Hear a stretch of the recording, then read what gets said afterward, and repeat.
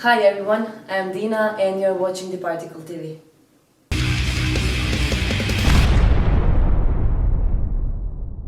How you doing? You all right? I'm great. You? Yeah, I'm good, thank you. Sorry, you weren't waiting a long way. I've been trying to figure out Yeah, 1 minute. I'm like, 1 minute. yeah, Wow. yeah. I was like so meaning to cancel on you right away, but it's okay. You're here now. So. I'm Dina. Nice to meet you. Arya, nice to meet you too. Thank you very much for having me. Thank you very much for accepting my call, because I appreciate Skindred very much. I met Benji few years ago at Metal Days. Oh, nice. Well, we're coming back to maybe you remember we were drinking together. I don't know if any of you came by, but later on we did it wasn't the interview. He just sent a message to us and I put it in a video of your performance. I made highlights of your performance. It was cool. 2016 or something, I think. I remember. I remember. Yeah, it was a great show. We played in the evening, if I remember. Yeah, I mean, you were playing at Metal Days few times now. Yeah, we're coming back this year as well. Yes, I know. I will ask you about it. Okay, I won't say anything right now then. Now you can. I mean, this is so awesome already. I will maybe put everything we said in detail. Nice. Okay. Well, I'm looking forward to Metal Days always. Yeah, I know. It's an amazing festival, right? Yeah, super cool. Yeah. By the beach. So this is a huge pleasure having you in this interview. We are very small and independent. I keep saying that, maybe I'm boring, but we are. Well, I'm very small too. I don't stand up. I'm the shortest member in Skindred, so we're in good company, me and you. We're both small, so. Thank you for saying that. That's really nice of you. It's a huge pleasure, and I can't wait to share these questions with you. So we can start right away if you're up for it. Okay, great. Yeah, totally. Up for it. First of all, maybe this is a little bit depressing, but how were the 2 last years for you guys, for the band? I mean, it was up and down, really. I think at the beginning, everyone was like, yeah, it's a nice holiday. Don't have to see anyone for a couple of weeks, because we were in the middle of writing. So we were in Bristol writing, and suddenly it was like, oh, the world's shutting down. So we all went back home. Yeah. And I think everyone thought it was going to be everyone was going to be a month maximum. And at that point, the band had literally been in each other's pockets for 20 years. We'd never had a lot of time away from each other. And I think everyone was like, okay, well, that's not too bad. And then it just sort of got longer and longer. And then when we realized we were in it, I think the biggest thing was the accepting what was happening and going, okay, well, this isn't a joke. This is serious. And, everyone did their own thing to keep sane and, made music. We tried to keep the band, up and make it a positive space to be, and try to have as much fun as possible as you could. That's all you can do, really. Did you have any online shows and stuff like that, or you're not interested in those kind of things? Yeah, I mean, you've seen the band before. I mean, my attitude towards it was, I don't know. The online shows I thought were great for some bands, but a band like us, where we rely on the crowd, it's like you can watch a video of us at a concert with the crowd, and if you're going to do a live performance with no crowd or no, I don't know. I just think it wasn't for me personally. I don't know about the other guys, but I was never really into the idea of doing it. I was like, praise everyone who did do it, because I think it was important to get live music out there and see your favorite bands. But I was like, for us, I don't think it felt right. And we were lucky that we were one of the first bands in the UK to play a live show back at Download last year. So that was the first time we played. And, I'd like to say it all went to plan, but, it's just luck, these things, isn't it? And we were lucky that we were one of the first and we played, and it was great. So I'm glad we didn't do the live thing, the stream. Yeah, I understand that completely. I wanted to ask you, what was your last concert you did? It was the one at the Download or something later? No, we did a tour that finished on Halloween. Mm-hmm. So we did our last show on the 31st of October.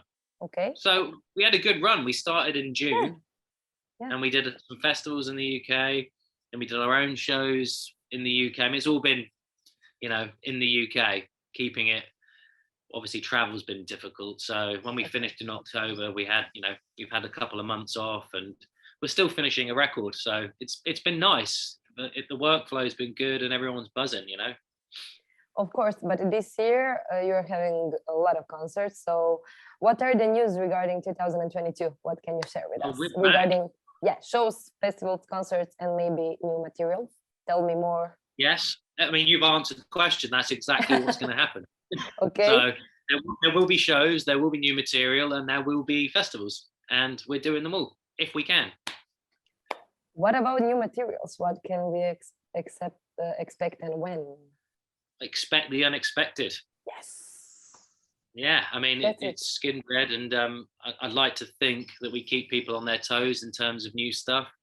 And I mean, I don't really believe in going backwards. I want to go forwards with the music. Yeah. Do some different things. Obviously, draw from your influences and what keeps us as a band, but trying to push it forward into new spaces for the band and creatively for ourselves. Yeah. And trying to elaborate on things we may have done in the past, but make them a bit more. Well, I think you're succeeding. That's very kind of you. Thank you. Thank you. You're very known for the fuse of many, many, many genres for all these years. What changed since Babylon until now regarding music? I mean, my back hurts now. So, I mean, I don't know if we're doing as much faster stuff. I mean, I'm joking. My back hurts too, so it's fine. This is it, isn't it? Babylon was like 20 years ago. And like I was saying a minute ago, they're the same key influences that the band hold on to, and the same things that we look from when we were doing Babylon and Roots at Riot and those early records. Those things are still there. We're still drawing on those things, but music has changed a lot, especially dance music, which we draw a lot from. You can never keep up with what's going on, and we try and dip our toes in with lots of things, including hip hop. All those things that I think guitar music has always been. I mean, it is what it is, and that's why I love it. It's how many songs can you make out of 3 chords? It is infinite, which I think is mind blowing. You know what I mean? It's like you've got riffs and different riffs, and I think that's really fucking cool. Sorry, I swore. But you can different. Oh, thank you very much. But from Babylon up until now, I think it's been a journey for everyone personally. Everyone has different music they're into, and when we get together, it depends on what we've been listening at the time. And Dan, the bass player, has always been very forward thinking with what music he listens to. He's always listening to something new. Mikey has gone off in different directions over the years. Benji has always done Benji, and I bring like a classic rock anchor. But I'd like to say it's like the biggest changes, I think, for me is going, how do I make a record that can identify with metal days from the front to the back? So everyone's jumping up and down and loving the live show, but I want all the fuckers who are jumping up and down to go get the record.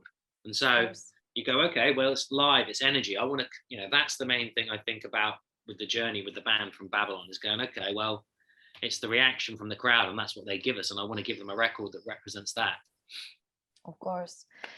You said earlier I've just had a coffee, so I'm like this. No, it's perfect. You said earlier that you depend and rely a lot on live shows. That's who you are, and you've been like that forever, right? Since the first tour.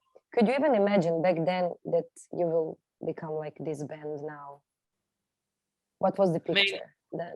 I mean, I always wanted it to be like it is. When you're a kid, it's like that's why I got into it. I was like, when you're younger, you're exposed to pop music and stadium bands. Like just that's what your parents are into, and that's what the world is. That's what you have in your little window as a child. And I'm like, well, every band has to play Wembley Stadium, right? Every band plays at Live Aid. That's what you do. Then you get older and get into it and go, oh, there are little music clubs where there's a man playing guitar in the corner.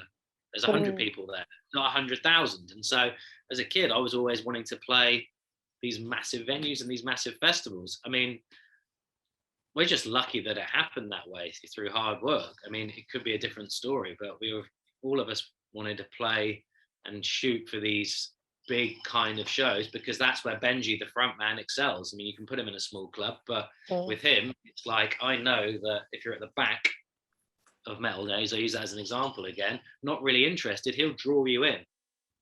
And that's, yes, not many people can do that. Yeah, he does that, definitely. All of you do that.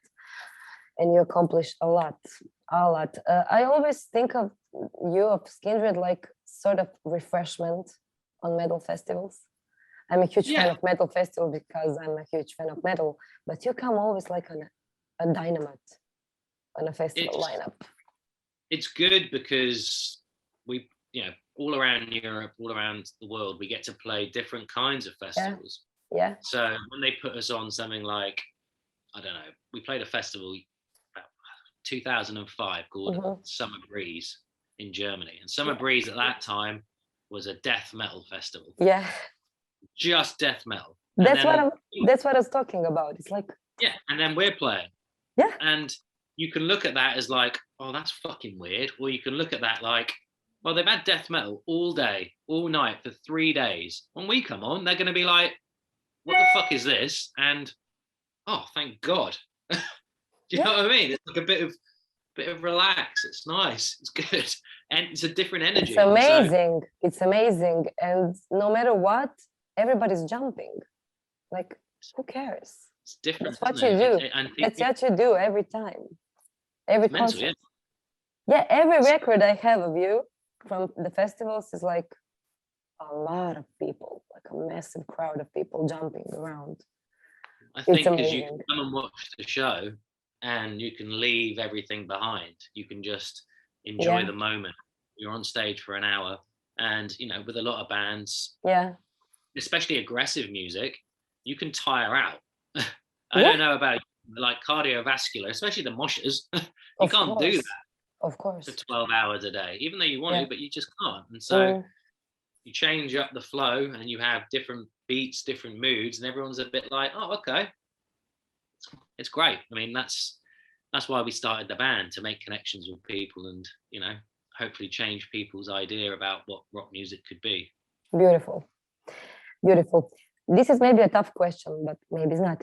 If you need to choose one experience, only one, maybe a positive one, maybe a bad one, a scary one from your music career, maybe touring or something like that, or creating music in a studio, or I don't know.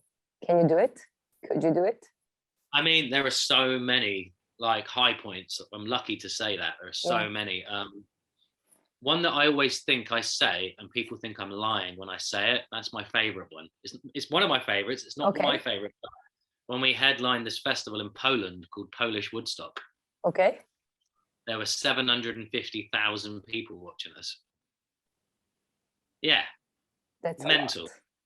It's mental. And we did it twice. And we went there, and I walked out into the crowd the first time, into the field before anyone played. And I walked for a mile straight. Just walked for a mile, like 15 minutes. There was no one around, just walked. And I didn't get to the end of the festival. You know what I mean? And there were delay towers every quarter of a mile. And I think the first time we did it, we were like, whoa, okay. And then the second time we were like, okay, this is absolutely mental. And it was us. I think the Prodigy did it the next night. And so it was this just amazing feeling, and you can't really describe it. There was, I think it's on YouTube or something like that. I think you can watch it, but it's different. Definitely. Yeah, have a look. It's different seeing where I am playing the drums, and you see it all happening. That's the real bit. That's the best bit. Amazing. Maybe you answered now to my other question. The next one, maybe not. What is your favorite spot to play a concert, if you have it? Personally, I love playing Brixton Academy in London. I used to go to see shows there, and we played it a load of times now. And we all know the security guards. We all know the bar staff. It feels like it's a hometown show, even though none of us are actually from London. It's one of those. All our friends come. It's just, it always seems really, really special playing Brixton Academy. I mean, going around the world, we've been lucky enough to play so many places, but I always feel like hometown shows are very special. And that's a home away from home. I live in London now, but I'm not from here. Yeah. I know. You know what I mean? Beautiful. In 2022, you signed with Earache Records, if I am correct. Yeah. Okay. It was a good decision. How was it? Okay. I mean, we'll find out if it was a good decision when the album comes, but I mean, we're all buzzed.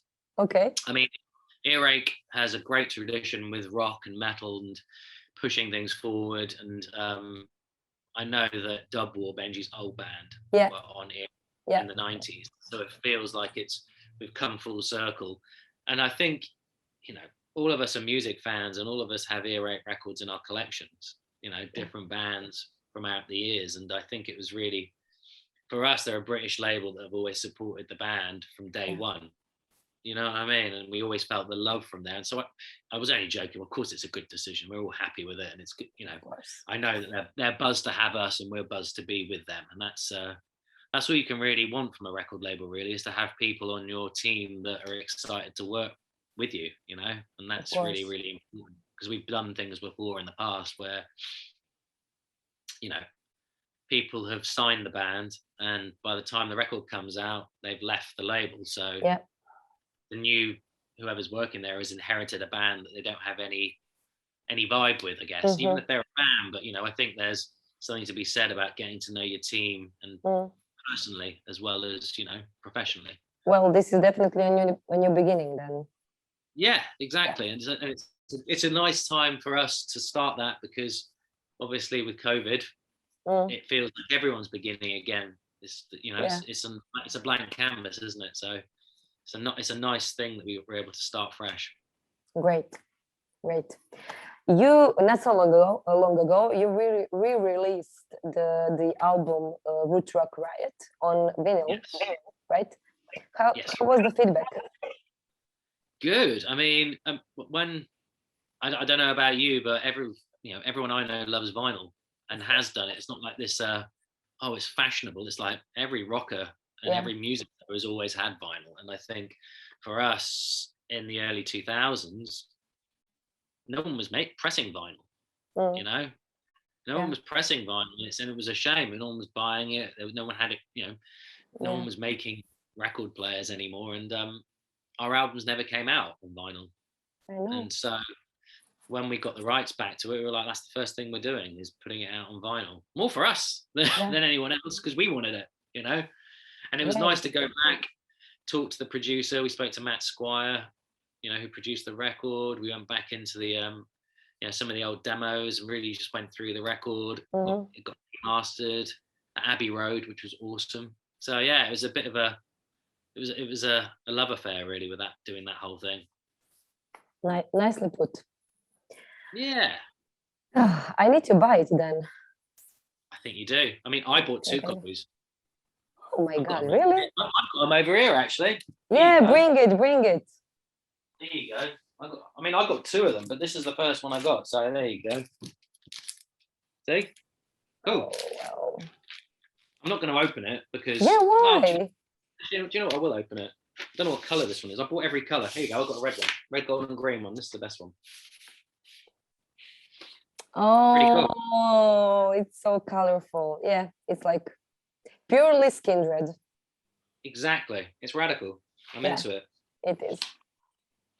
You already achieved so much in all these years.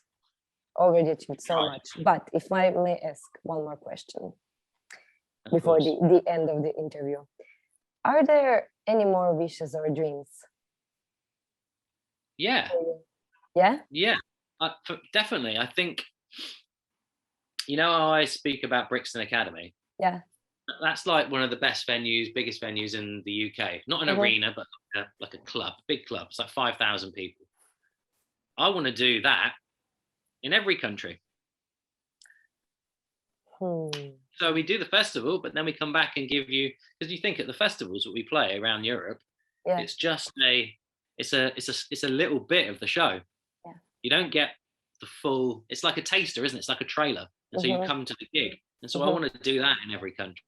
So that's the build, to get to playing big venues in every country. That would be the dream. Touch wood. Yes. Mic down. Yeah, exactly. Well, drop. thank you. I'm done with my questions, but if you have any other thoughts you want to share with us, please do. It's always the same for me. It's just a bit very grateful to be asked to do these things. I mean, calling this a job is not, it's not a job. It's the lifeblood. It's what we do and what we're blessed and we've been able to do. And so, just being able to speak to you is fucking awesome. Really appreciate it. I'm always thanking our fans, the people that love the music and come to the shows. It's that keeps us happy. Thank you. I appreciate this so much. It's a pleasure. Yeah, I've been listening to your music since 2004. Wow. You were one of the first bands I listened to intensively. Really? Yeah. Oh, that's amazing. Skindred, Slipknot, and a few more bands. Nice. So we're in good company. I feel that's good. Slipknot. Yes. You're friends, right, with Slipknot? So I know Benji's friends with Slipknot. Yeah, I mean, he's friends with them. I've met him a couple of times. They're cool dudes. Yeah. So this is like a really good thing for me because I'm older now and I'm working in press, but the kind of press I like, and I believe in it. And I write about rock and metal music, and this is what I believe and I love to do. So, and I'm doing purely out of love, nothing else. Well, that's an amazing thing if you can do what you love, and enjoy it. Yeah. It is indeed. So I very much appreciate this. It was a huge pleasure. Everybody, this is Skindred. Please follow their work, follow us, and stay tuned for more. Awesome. Thank you again. Really appreciate it. Thank you. Really. See you later. Hopefully see you in the summer. In the crowd, of course. Of course. All right, take care. Thank you again. Thank you again. Say hi to the whole band, please. I will. Take care. Bye. Bye.